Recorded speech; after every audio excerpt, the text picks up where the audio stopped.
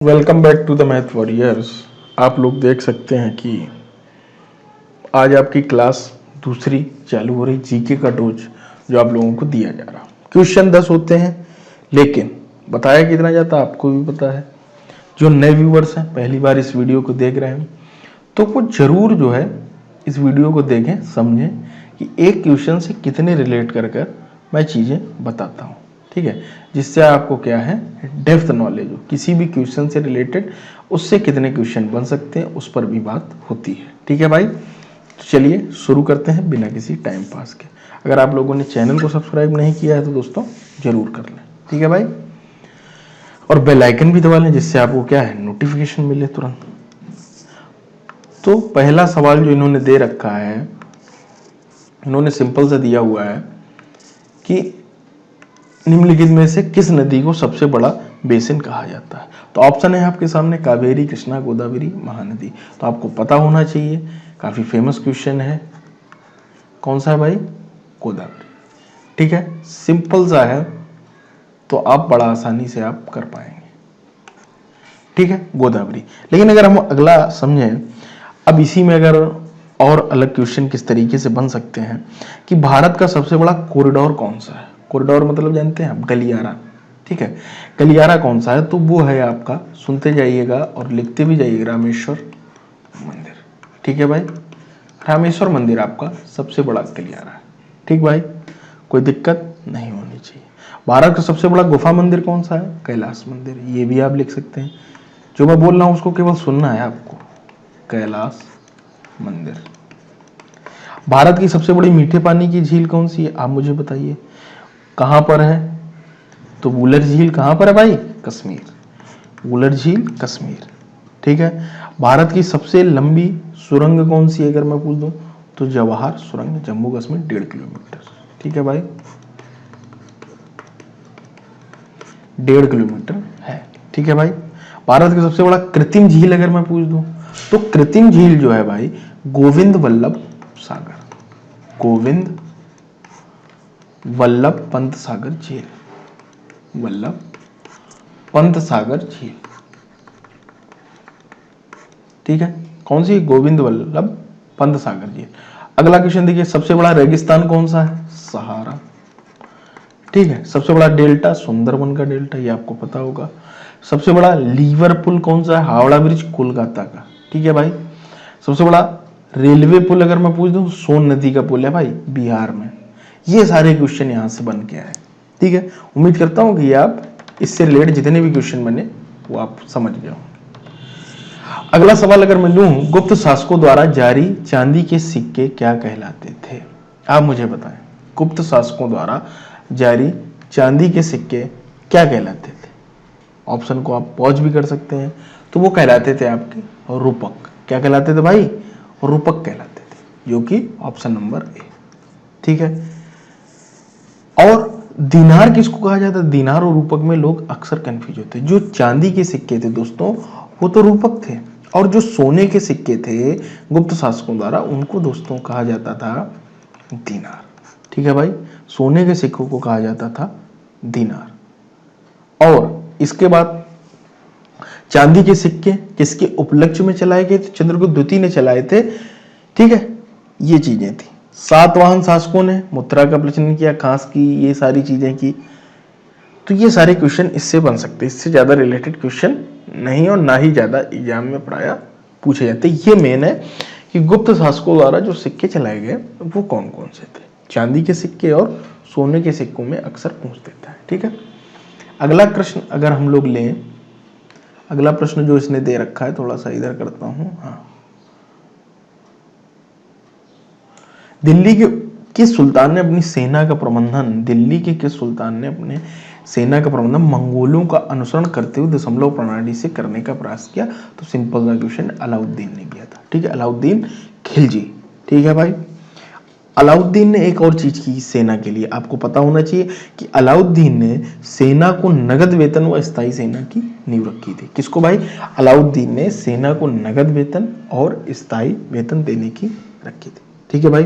और अलाउद्दीन ने क्या किया था? घोड़ा दागने की प्रथा चालू की थी, ठीक है, कि घोड़ा छोड़ दिया जाता था, जो उसको बांध लेगा समझो आपसे विद्रोह करना चाहता है। ठीक है भाई, घोड़ा दागने की भी प्रथा अलाउद्दीन ने ही चालू की थी।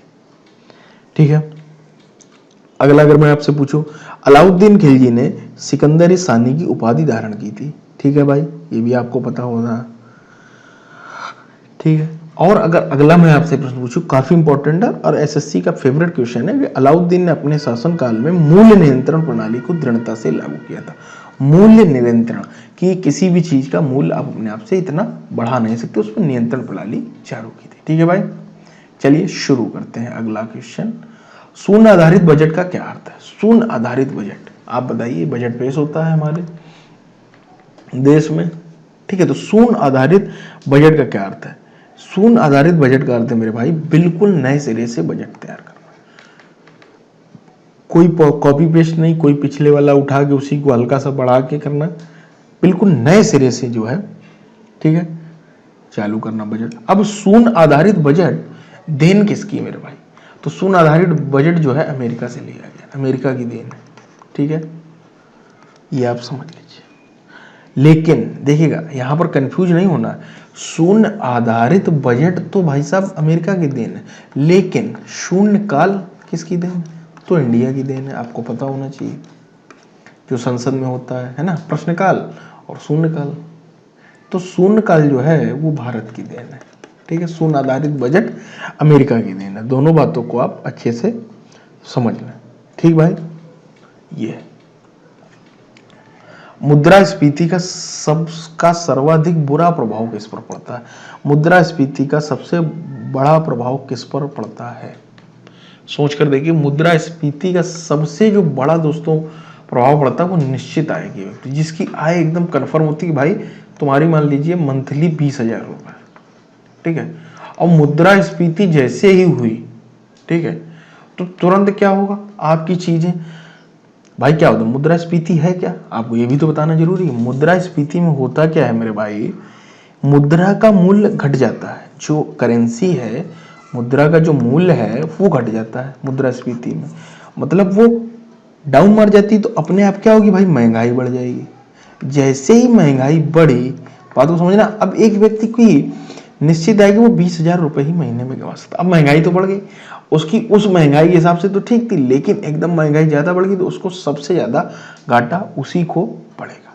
ठीक है भाई, इस बात को आप अच्छे से समझ लें। और मुद्रास्फीति की माप किससे की जाती है? तो मुद्रास्फीति की माप सामान्य की कीमत सूचकांक से की जाती है। किससे की जाती है? सामान्य कीमत सूचकांक से की जाती है। ठीक है भाई, अच्छे से आपने समझा। चलिए अगला प्रश्न लेते हैं। मुद्रास्फीति को आप अच्छे से, मुद्रास्फीति, स्फीति का मतलब मुद्रा का मूल्य गिर जाना, और महंगाई अपने आप बढ़ जाएगी। जब मुद्रा का मूल्य गिरता है तो महंगाई अपने आप दोस्तों बढ़ जाती है। 16 नंबर क्वेश्चन ले लेते हैं। किस अर्थशास्त्री ने विकासशील देशों में रोलिंग प्लान की हिदायत दी? किस अर्थशास्त्री ने दी थी? आप मुझे ये बताएं। रोलिंग प्लान की अवधारणा जो है किसने दी थी? ये काफी अच्छा, ठीक है, बताइए। तो ये गुन्नार मिल्टन ने, ठीक है। रोलिंग प्लान, अनवरत योजना इसको बोलते हैं, अनवरत योजना, ठीक है। और इसको अपनाया पता कि किस पंचवर्षीय योजना के दिया था? रोलिंग प्लान को 5वीं पंचवर्षीय योजना के तहत अपनाया गया था, 5वीं पंचवर्षीय योजना के तहत। ठीक है भाई, 5वीं पंचवर्षीय। एशियन ड्रामा किसकी है? गुन्नार मिल्टन की ही है। इनकी रचना एक बहुत फेमस हुई, एशियन ड्रामा। ठीक है भाई, ये भी आपको जानना बहुत जरूरी है। और अगर मैं आपको अगला प्रश्न बताऊं कि प्रथम योजना भी मैं पूछ लेता हूं किस पर आधारित थी, तो प्रथम योजना हेरोड मॉडल पर आधारित, ये आपको जानना जरूरी है। दूसरी पंचवर्षीय योजना महाल नोबिस पर थी। द्वितीय पंचवर्षीय योजना के तहत ही कई सारी चीजें आपकी की गई। ठीक है, आप अच्छे से समझ सकते हैं, कई सारे उद्योग लगाए गए। ठीक है, हरित क्रांति तीसरे में आती है। ये सारी चीजें आपको जानना बहुत जरूरी है। ठीक है, शिवाजी की 8 मंत्री परिषद को अष्टप्रधान कहा जाता था, जिसका प्रधान होता था, ये आप बताइए। शिवाजी की 8 मंत्रियों की परिषद को अष्टप्रधान कहा जाता था, जिसका प्रधान होता था। आप मुझे ये बताएं कि जिसका प्रधान कौन सा होता था? सरे नौबत, पेशवा या ठीक है। तो ये आपका पेशवा, पेशवा ये, ठीक है भाई, पेशवा कहा जाता, इसका प्रधान होता था पेशवा, ठीक है। और बालाजी प्रथम पेशवा कौन था, कभी कभी प्रश्न पूछ देता है कि प्रथम पेशवा कौन था, तो प्रथम पेशवा थे बालाजी विश्वनाथ, बालाजी विश्वनाथ, ठीक है भाई। बालाजी विश्वनाथ इनके प्रथम पेशवा थे। उसके बाद बालाजी विश्वनाथ का, बालाजी बाजीराव का को नाना साहब के नाम से भी जाना जाता था, इस बात को भी आप अच्छे से समझ लें, ठीक है। और पेशवा एक थे नाना फडणवीस, उपनाम पूछ देता है कभी कभी कि नाना फडणवीस का पेशवा जो थे, नाना फडणवीस का उपनाम क्या है, तो उपनाम उनका क्या था, मैकियावेली, ठीक है, मैकियावेली कहा जाता था। इस तरीके की चीजें होती थी, ठीक है। तो अगला प्रश्न अगर हम लोग देखें कि कैपिटल मार्केट, कैपिटल मार्केट का अर्थ क्या है, ठीक है। कैपिटल मार्केट का अर्थ है प्रतिभूत बाजार, ठीक है भाई, मुद्रा बाजार, म्यूचुअल फंड, ये जितनी हैं ये सभी उपयुक्त, सभी इसका ऑप्शन सही होगा। तो कैपिटल मार्केट जो होती है, प्रतिभूत बाजार, म्यूचुअल फंड और मुद्रा बाजार सभी होती हैं, ठीक है।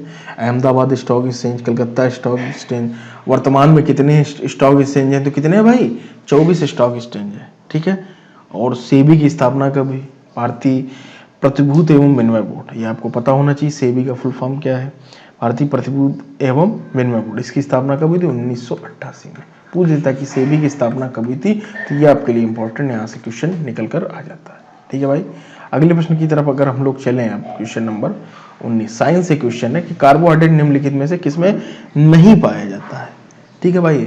तो कार्बोहाइड्रेट किसमें नहीं होता है, तो आपको मैं बता दूं, पालक, ठीक है भाई, पालक, पालक में सबसे ज्यादा आयरन होता है, इस बात को आप अच्छे से समझ लें। पनीर दूध से बना तो कार्बोहाइड्रेट अपने आप होगा, मक्खन भी दूध से बना तो इसमें भी होगा, मछली में भी होता है, ठीक है भाई।